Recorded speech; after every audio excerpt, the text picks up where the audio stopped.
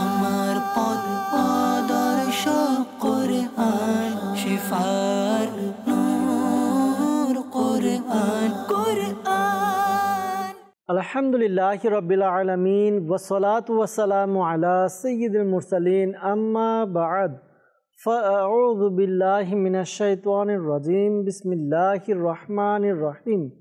আসসালাতু ওয়াসসালামু আলাইকা ইয়া রাসূলুল্লাহ ওয়া আলা আলিকা ওয়া আসহাবিকা ইয়া হাবিবাল্লাহ।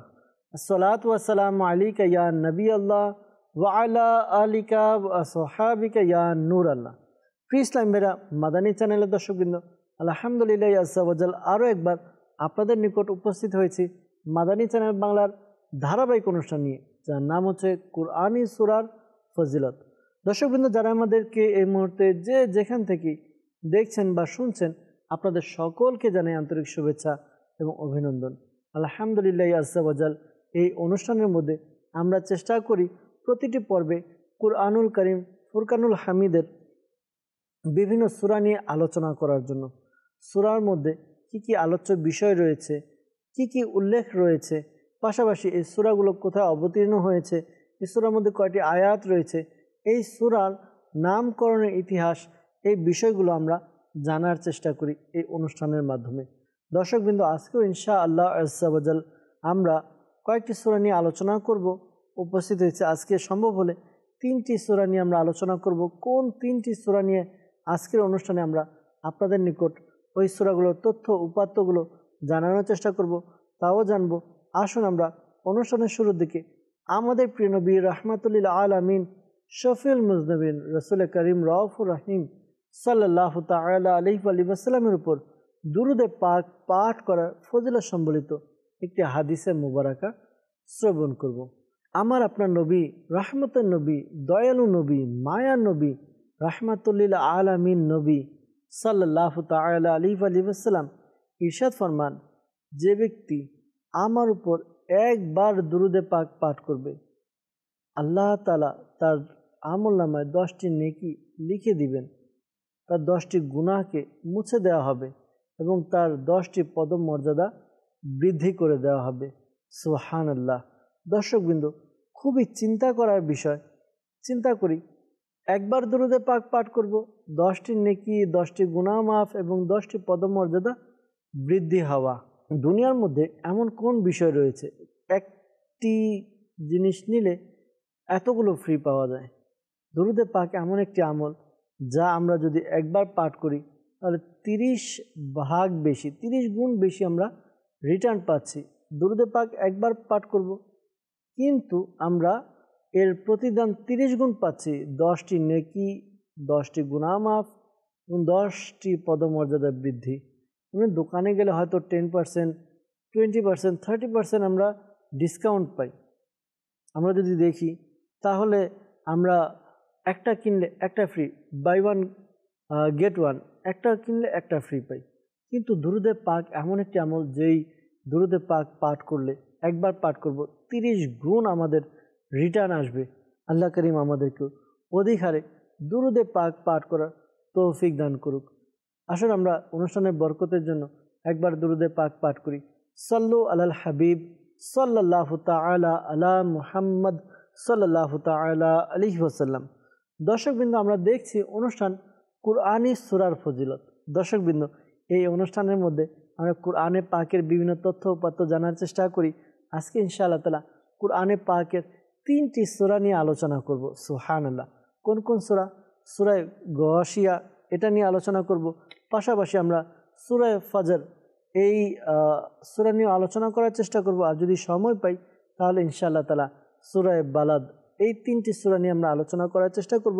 আলোচনা শুরু করি, দেখি কোন পর্যন্ত আমরা যেতে পারি, কয়টি সূরা নিয়ে আমরা আলোচনা করতে পারি ইনশাআল্লাহ আজ্জা ওয়া জাল। দর্শকবৃন্দ, আমরা শুরুতে আলোচনা করব কুরআনে পাকের একটি অন্যতম সূরা, যার নাম হচ্ছে গাশিয়া। এই গাশিয়া নিয়ে আসুন আমরা আলোচনা শ্রবণ করি। সাল্লু আলাল হাবিব সাল্লাল্লাহু তাআলা আলা মুহাম্মদ সাল্লাল্লাহু তাআলা আলাইহি ওয়াসাল্লাম। দর্শকবৃন্দ, সূরা গাশিয়া আমরা জানবো সূরা গাশিয়া কোথায় অবতীর্ণ হয়েছে, সূরা গাশিয়া এর মধ্যে আয়াত সংখ্যা কতটি, রুকু সংখ্যা কতটি। সূরা গাশিয়া এর নামকরণের কারণ কি? সূরা গাশিয়ার সম্পর্কে আমরা একটি হাদিসে মুবারাকা শ্রবণ করব এবং সূরা গাশিয়ার আলোচ্য বিষয় কি কি রয়েছে, কোন কোন বিষয় সূরার মধ্যে আলোচনা করা হয়েছে তা আমরা জানার চেষ্টা করব। প্রথমে আমরা জানব সূরা গাশিয়া এটি কোথায় অবতীর্ণ হয়েছে। তাফসীরে খাজিনের 4th খণ্ডের 371 নম্বর পৃষ্ঠার মধ্যে বর্ণিত হয়েছে যে সূরা গাশিয়া এটি মক্কায় মুকাররমায় অবতীর্ণ হয়েছে। অর্থাৎ আমরা জানতে পারলাম সূরা গাশিয়া অবতীর্ণের দিক দিয়ে মাক্কি সূরা, মক্কায় মুকাররমায় অবতীর্ণ হয়েছে, এই কারণে এটি মাক্কি সূরা। দর্শকবৃন্দ, সূরা গাশিয়ার মধ্যে 26টি আয়াতে মুবারাকা রয়েছে এবং সূরা গাশিয়ার মধ্যে একটি রুকু রয়েছে। 26টি আয়াত, একটি রুকু। সুবহানাল্লাহ। দর্শকবৃন্দ, সূরা গাশিয়া এর নামকরণ করা হয়েছে। এর নামকরণ কোথা থেকে করা হলো আসুন আমরা জানার চেষ্টা করি যে সূরা গাশিয়া এর নামকরণের ইতিহাস কি। যদি দেখা যায় গাশিয়া, এই গাশিয়া শব্দের অর্থ হচ্ছে ছেয়ে যাওয়া বিষয় বা ছেয়ে যাওয়া বস্তু, অর্থাৎ যেই বস্তুগুলো, যে জিনিসগুলো ছেয়ে যায় অর্থাৎ একবারে বিস্তৃত হয়, তো এই বিস্তৃত হওয়া বস্তুকে, বিস্তৃত হওয়া জিনিসকে গাশিয়া বলা হয়। আর এই সূরার প্রথম আয়াতের এই শব্দটি এসেছে, গাশিয়া শব্দটি এসেছে, আর এই কারণে এই সূরার নামকরণ করা হয়েছে সূরা গাশিয়া। দর্শকবৃন্দ, আমরা সূরা গাশিয়া এর নামকরণের কারণ জেনে নিলাম যে এর নামকরণ গাশিয়া কেন করা হয়েছে। কোরআনে পাকের এই সূরার প্রথম আয়াতের মধ্যে গাশিয়া শব্দটি এসেছে, আর গাশিয়া শব্দের অর্থ বিস্তৃত হওয়া, ছেয়ে যাওয়া, আর এর সাথে সম্পর্ক রেখে এই সূরার নামকরণ করা হয়েছে গাশিয়া, সূরা গাশিয়া। দর্শকবৃন্দ, সূরা গাশিয়া সম্পর্কে একটি হাদিসে মুবারাকা হযরত দুহাক বিন কায়েস রাদিয়াল্লাহু তাআলা আনহু হযরত নুমান বিন বশির রাদিয়াল্লাহু তাআলা আনহুর নিকট একটি চিঠি লিখলেন, আর ওই চিঠি লিখে জিজ্ঞাসা করলেন রাসূল করিম সাল্লাল্লাহু তাআলা আলাইহি ওয়াসাল্লাম জুমার নামাজের সূরা জুমার সাথে কোন সূরার তেলাওয়াত করতেন। সুবহানাল্লাহ। দর্শকবৃন্দ, কিছু শিক্ষা রয়েছে আমাদের জন্য। শিক্ষা কি ইনশাআল্লাহ তাআলা বলার চেষ্টা করব, হাদিসে মুবারাকাটি সম্পূর্ণ করি। তো জুমার নামাজে কোন সূরা তেলাওয়াত করেন এটা জিজ্ঞাসা করলেন, তখন তিনি রাদিয়াল্লাহু তাআলা আনহু অর্থাৎ হযরত নুমান বিন বশির রাদিয়াল্লাহু তাআলা আনহু তিনি বললেন, হুজুরে পুরনূর সাল্লাল্লাহু তাআলা আলাইহি ওয়াসাল্লাম জুমার নামাজের মধ্যে হাল আতাকাল হাদিসুল গাশিয়া অর্থাৎ সূরা গাশিয়ার তেলাওয়াত করতেন। সুবহানাল্লাহ, সুবহানাল্লাহ। ইবনে মাজার মধ্যে এই হাদিসে মুবারাকাটি বর্ণিত হয়েছে যে আল্লাহ নবী সাল্লাল্লাহু তাআলা আলাইহি ওয়াসাল্লাম জুমার নামাজে সূরা জুমা এবং এই সূরা গাশিয়া তেলাওয়াত করতেন। দর্শকবৃন্দ, এখানে আমাদের জন্য শিক্ষা কি? আমরা শুনলাম যে সাহাবায়ে কিরাম আলাইহিমুর রিদওয়ান তাদের একটা আমল ছিল, কাজ ছিল যে আল্লাহ নবী সাল্লাল্লাহু আলাইহি ওয়াসাল্লাম কি করেছেন আমরা সেটা করব। আল্লাহ নবী সাল্লাল্লাহু আলাইহি ওয়াসাল্লাম যেটা বলেছেন সেটা আমরা মানব, আল্লাহ নবী সাল্লাল্লাহু আলাইহি ওয়াসাল্লাম যেটা নিষেধ করেছেন সেটা করব না। এটা ছিল সাহাবায়ে কিরামের আন্দাজ। সুবহানাল্লাহ। দর্শকবৃন্দ, সাহাবায়ে কিরামের আন্দাজ এমন ছিল, তারা নবী করিম সাল্লাল্লাহু আলাইহি ওয়াসাল্লামকে প্রত্যেকটা বিষয় অনুসরণ করতেন, অনুকরণ করতেন। একবার এক সাহাবী রাদিয়াল্লাহু তাআলা আনহু রাস্তা দিয়ে যাচ্ছিলেন, রাস্তা দিয়ে গাছগাছালা ছিল, জঙ্গল দিয়ে। তখন তিনি কি করলেন, তিনি একটু উঁচু হয়ে নিজের ইমামা পাগড়ি শরীফকে কি করলেন, গাছের সাথে লাগিয়ে দিলেন। তো এরপর আবার এসে ওই পাগড়ি আবার নিজের মাথায় পরে নিলেন। তখন অন্যান্য সাহাবায়ে কিরাম জিজ্ঞাসা করলেন যে এটা আপনি কেন করলেন? বললেন যে এই রাস্তা দিয়ে একবার আমি আর নবী করিম সাল্লাল্লাহু আলাইহি ওয়াসাল্লাম যাচ্ছিলাম, তো নবী করিম সাল্লাল্লাহু আলাইহি ওয়াসাল্লাম ইমামা মুবারককে এই গাছ চুমু দিয়েছে, অর্থাৎ আঁকড়ে ধরেছে। তো আমিও সেটার অনুসরণ করলাম। আজকে আমি যাচ্ছিলাম, আমি আমার নিজের পাগড়িকে লাগিয়ে দিলাম। তো সুবহানাল্লাহ। দেখুন সাহাবায়ে কিরামের মধ্যে কেমন এক আমলের স্পৃহা ছিল। ইবনে মাজার হাদিসে মুবারাকার মধ্যে থেকে আমরা জানতে পারলাম যে সাহাবী রাদিয়াল্লাহু তাআলা আনহু আরেক সাহাবী রাদিয়াল্লাহু তাআলা আনহুকে খত অর্থাৎ চিঠি লিখছেন যে আল্লাহ নবী সাল্লাল্লাহু আলাইহি ওয়াসাল্লাম ওই আমল কি করেছেন, জুমার দিন জুমার নামাজের সাথে আর কোন সূরা পড়তেন, এটা তারা জেনে বুঝে যাচাই করে খোঁজ নিয়ে তারপর আমল করার চেষ্টা করতেন। আজকে আপনার আমাদের কি অবস্থা? দর্শকবৃন্দ, আমাদের উচিত আমরা যেন আমাদের নবী করিম সাল্লাল্লাহু আলাইহি ওয়াসাল্লামের সুন্নতগুলোকে, আল্লাহ নবী সাল্লাল্লাহু আলাইহি ওয়াসাল্লাম যে বিষয়গুলো করেছেন, বলেছেন, সম্মতি দিয়েছেন, সেই বিষয়গুলো আমাদেরকে খুঁজে খুঁজে বের করে আমল করা দরকার। আলহামদুলিল্লাহ, শাইখে তরিকত আমির আলী সুন্নত আমাদেরকে এই বিষয়গুলোই শেখানোর চেষ্টা করেন। আমির আলী সুন্নত সুন্নতে মুবারাকাগুলো আমাদের কাছে পৌঁছানোর চেষ্টা করেন। আলহামদুলিল্লাহ, মাদানী কাফেলা সহ বিভিন্নভাবে দাওয়াত ইসলামীর সাথে সম্পৃক্ত হয়ে মাদানী চ্যানেলের মাধ্যমে আমরা নবী পাক সাল্লাল্লাহু আলাইহি ওয়াসাল্লামের এই সুন্নতগুলো আমরা শেখার এক মাধ্যম আমরা পেতে পারি ইনশাআল্লাহ আজ্জা ওয়া জাল। দর্শকবৃন্দ, আমরা আলোচনা করছিলাম সূরা গাশিয়া সম্পর্কে।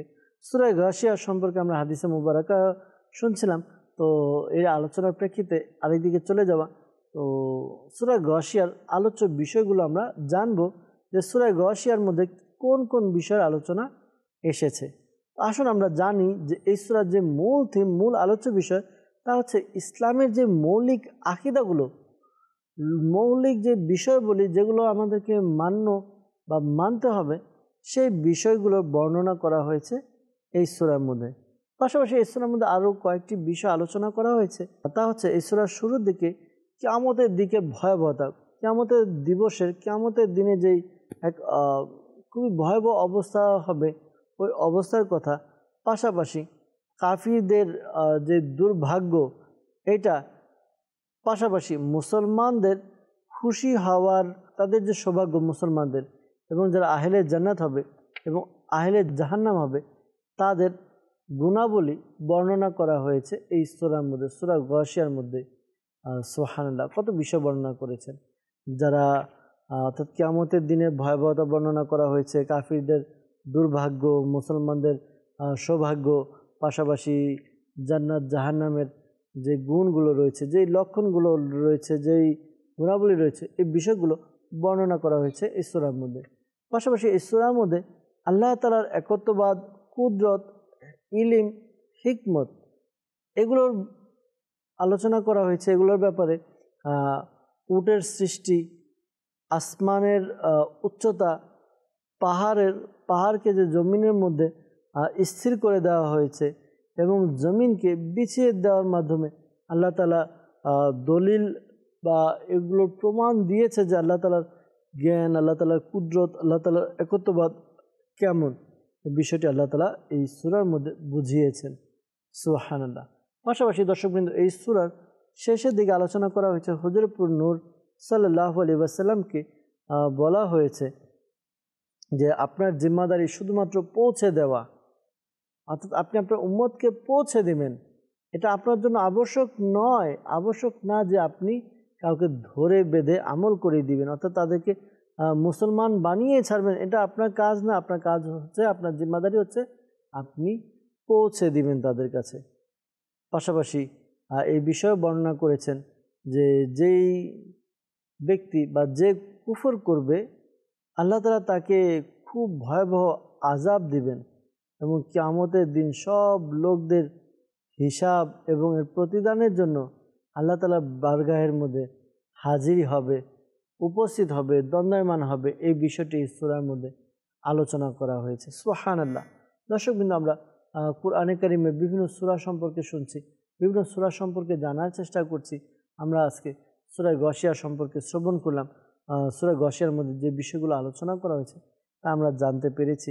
ইনশাআল্লাহ তাআলা এর উপরে আমলও করব, নিয়ত করে নিই ইনশাআল্লাহ আরেকটি সূরা নিয়ে আলোচনা করার চেষ্টা করব। আসুন আমরা সূরা ফজর সম্পর্কে শুনবো। সূরা ফজরের মধ্যে কি কি রয়েছে, কয়টি আয়াত রয়েছে, কয়টি রুকু রয়েছে, কোথাও অবতীর্ণ হয়েছে, নামকরণের কারণ, পাশাপাশি এর আলোচ্য বিষয়গুলো আসুন আমরা শ্রবণ করি। সাল্লু আলাল হাবিব সাল্লাল্লাহু তাআলা আলা মুহাম্মদ সাল্লাল্লাহু তাআলা আলাইহি ওয়াসাল্লাম। দর্শকবৃন্দ, আমরা সূরা গাশিয়া সম্পর্কে শুনেছি, এখন আমরা সূরা ফজর সম্পর্কে শুনব। সূরা ফজর অবতীর্ণ হওয়া, আয়াত সংখ্যা, তারপর এর নামকরণের ইতিহাস এবং এর যে আলোচ্য বিষয় তা আমরা শ্রবণ করব। সূরা ফজর মক্কায় মুকাররমা অবতীর্ণ হয়েছে, অর্থাৎ অবতীর্ণের দিক দিয়ে এটি মাক্কি সূরা। আর সূরা ফজর এর মধ্যে 30টি আয়াতে মোবারাকা রয়েছে, একটি রুকু রয়েছে, একটি রুকু 30টি আয়াত। দর্শকবৃন্দ, ফজর এর নামকরণের কারণ কি ফজরের, আসুন আমরা শ্রবণ করি। ফজর শব্দের অর্থ হচ্ছে সকাল, প্রভাত, আর এর সাথে অর্থাৎ সকাল বা প্রভাত এর সাথে সম্পর্ক রেখে যেহেতু এই সূরার প্রথম আয়াতে ফজর শব্দটি এসেছে, তো এর সাথে সম্পর্ক রেখে এই সূরার নামকরণ করা হয়েছে সূরা ফজর। যেহেতু আল্লাহ তাআলা সূরা ফজর অর্থাৎ সকালের শপথ করেছেন, এর সাথে সম্পর্ক রেখে এই সূরার নাম সূরা ফজর হয়েছে। দর্শকবৃন্দ, সূরা ফজর এর আলোচ্য বিষয় কি, আসলে আমরা শ্রবণ করি। সূরা ফজর যদি আমরা দেখি তাহলে এর মূল আলোচ্য বিষয় হচ্ছে যে 5টি মহান বিষয়, 5টি এমন বিষয়, এই বিষয় নিয়ে আলোচনা করা হয়েছে এবং এই বিষয়ের শপথ বর্ণনা করে কুফারদেরকে, কাফিরদেরকে বুঝিয়ে দেওয়া হয়েছে এবং তাদের বোঝানোর জন্য বিগত সাবিকা অর্থাৎ পূর্ববর্তী যে কম রয়েছে, গোত্র রয়েছে, তাদের উদাহরণ দিয়ে তাদের কুওয়াত, তাদের শক্তি, তাদের সামর্থ্য থাকা সত্ত্বেও তারা যে আল্লাহ তাআলার আযাবের শিকার হয়েছে তা বর্ণনা করা হয়েছে। এর পাশাপাশি আরও কিছু বিষয় এই সূরার মধ্যে বর্ণনা করা হয়েছে।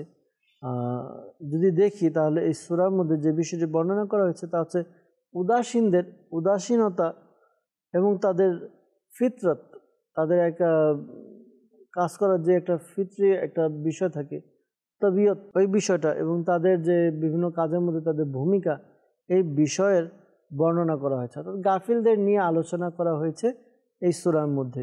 পাশাপাশি এই সূরার মধ্যে মন্দের যে মূল বিষয় অর্থাৎ সম্পদের প্রতি ভালোবাসা এবং এর যে প্রভাব রয়েছে এই সম্পর্কে আলোচনা করা হয়েছে। দর্শকবৃন্দ, খুবই চমৎকার বিষয় তুলে ধরা হচ্ছে।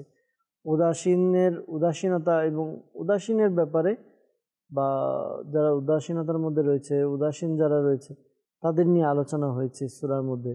পাশাপাশি মন্দের যে মূল বিষয় তা হচ্ছে সম্পদের প্রতি ভালোবাসা, এই বিষয়টিও বর্ণনা করা হয়েছে। এই বিষয়গুলো থেকে আমাদের বেঁচে থাকতে হবে। এরপর এই সূরার মধ্যে আরেকটি বিষয় আলোচনা এসেছে, তা হচ্ছে কিয়ামতের যে ভয়াবহতা, এটি ব্যাপারে, পাশাপাশি আল্লাহ তাআলার আযাবের যে কঠোরতা, কঠিন আযাব, এই বিষয়টি আলোচনা করা হয়েছে এই সূরার মধ্যে।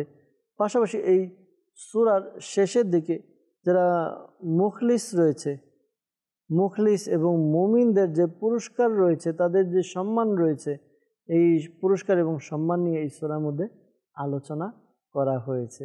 সুবহানাল্লাহ, সুবহানাল্লাহ। দর্শকবৃন্দ, সূরা ফজর সম্পর্কে আমরা শ্রবণ করলাম, সূরা গাশিয়ার আলোচনা শুনেছি, সূরা ফজরের আলোচনা শুনেছি যে সূরা ফজরের মধ্যে কোন কোন বিষয়ের আলোচনা করা হয়েছে। আমরা ইনশাআল্লাহ তাআলা এখন আরেকটি সূরা নিয়ে আলোচনা করব। ওই সূরা নিয়ে আলোচনা করে এরপর ইনশাআল্লাহ তাআলা আমরা আমাদের অনুষ্ঠানের শেষের দিকে যাব। আমরা এখন যে সূরা নিয়ে আলোচনা করব তা হচ্ছে সূরা বালাদ। সূরা বালাদ নিয়ে আসুন আমরা আলোচনা শ্রবণ করি। সাল্লু আলাল হাবিব সাল্লাল্লাহু তাআলা আলা মুহাম্মদ সাল্লাল্লাহু তাআলা আলাইহি ওয়াসাল্লাম। জি, মাদানী চ্যানেল দর্শকবৃন্দ, আমরা শুনছিলাম আলোচনা সূরা গাশিয়া, সূরা ফজর আলোচনা শুনেছি। এখন ইনশাআল্লাহ তাআলা সূরা বালাদ সম্পর্কে শ্রবণ করব।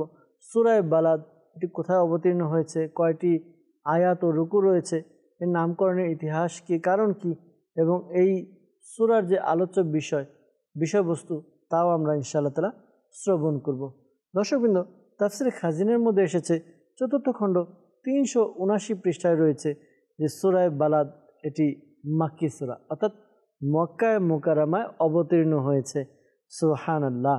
অবতীর্ণের দিক দিয়ে সূরা বালাদ এটি হচ্ছে মাক্কি সূরা, আর এই সূরার মধ্যে সর্বমোট 20টি আয়াতে মুবারাকা রয়েছে। জি হ্যাঁ, 20টি আয়াতে মুবারাকা এবং একটি রুকু রয়েছে। সুবহানাল্লাহ। আর সূরা বালাদ নামকরণের ইতিহাস যদি আমরা দেখি তাহলে সূরা বালাদ শব্দের অর্থ শহর।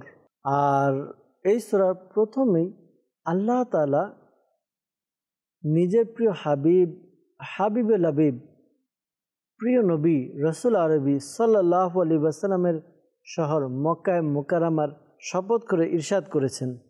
তো এর সাথে সম্পর্ক রেখে এই সূরার নামকরণ করা হয়েছে সূরায়ে বালাদ।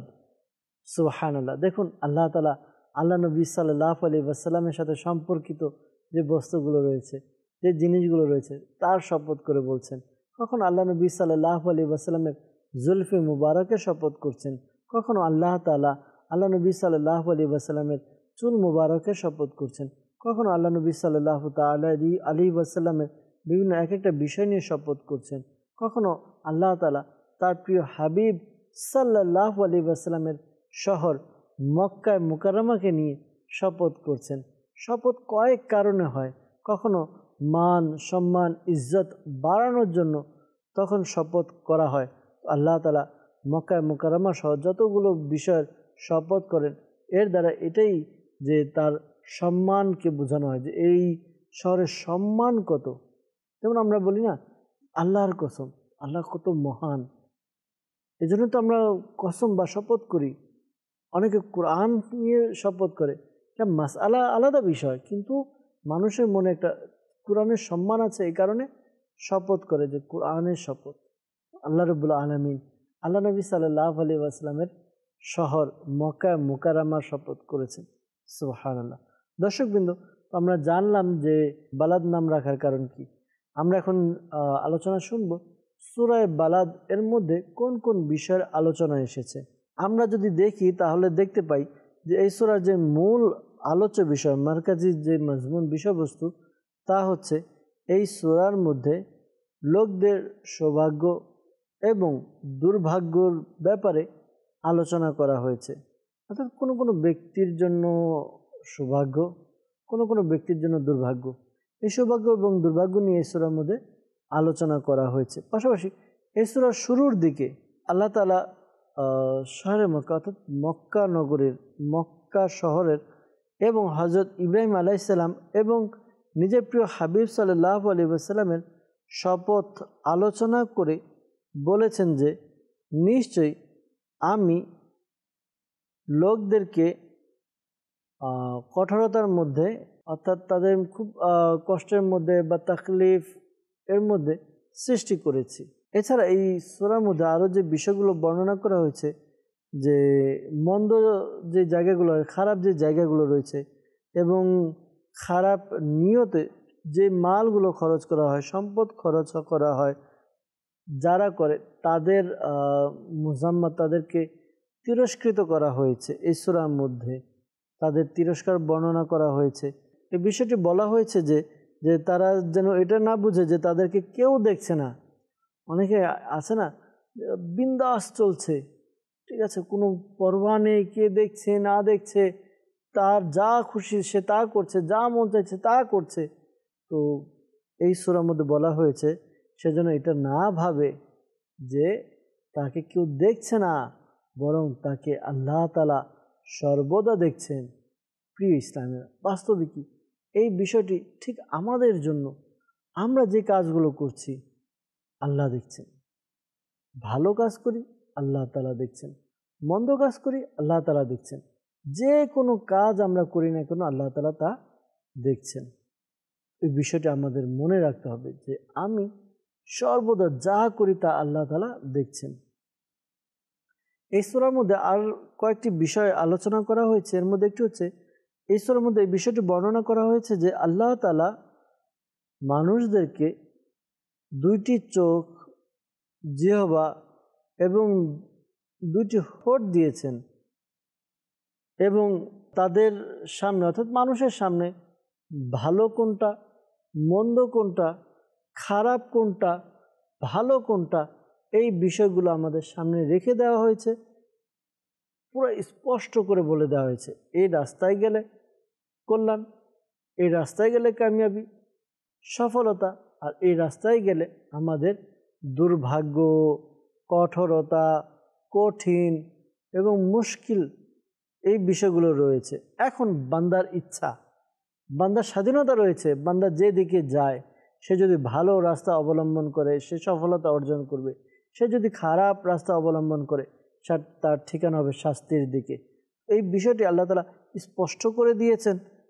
এখন বান্দা তার নিজের বিবেককে কাজে লাগিয়ে সে তার কি করা উচিত সে সেটা জেনে নিবে, বাছাই করে নিবে, সে সেটা নিজের জন্য নিয়ে নিবে। এই বিষয়টা কুরআনুল কারীম ফুরকানুল হামিদের সূরা বালাদের মধ্যে আলোচনা এসেছে। সুবহানাল্লাহ। দর্শকবৃন্দ, আরেকটি বিষয়, এই সূরার সর্বশেষে যে আলোচনা করা হয়েছে যে বিষয়টি, তা হচ্ছে এই সূরার সর্বশেষে সম্পদ খরচের ব্যাপারে, যে কোথায় কোথায় খরচ করতে পারবে জায়গাগুলো, সম্পদ খরচের জায়গাগুলোর বর্ণনা করা হয়েছে।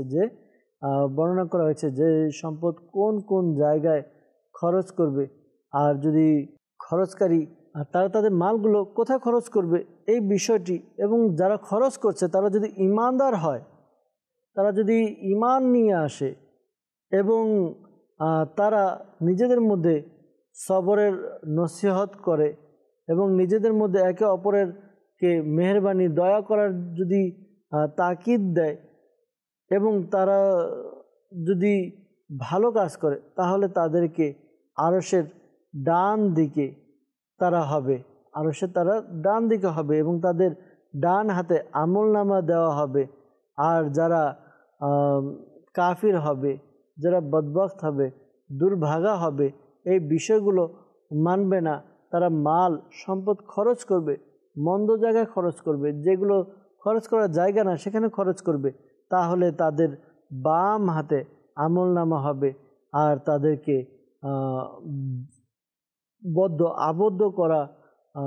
আবদ্ধ করে তাদেরকে আগুন জ্বালিয়ে দেওয়া হবে, তাদের চারপাশে আগুন জ্বলবে।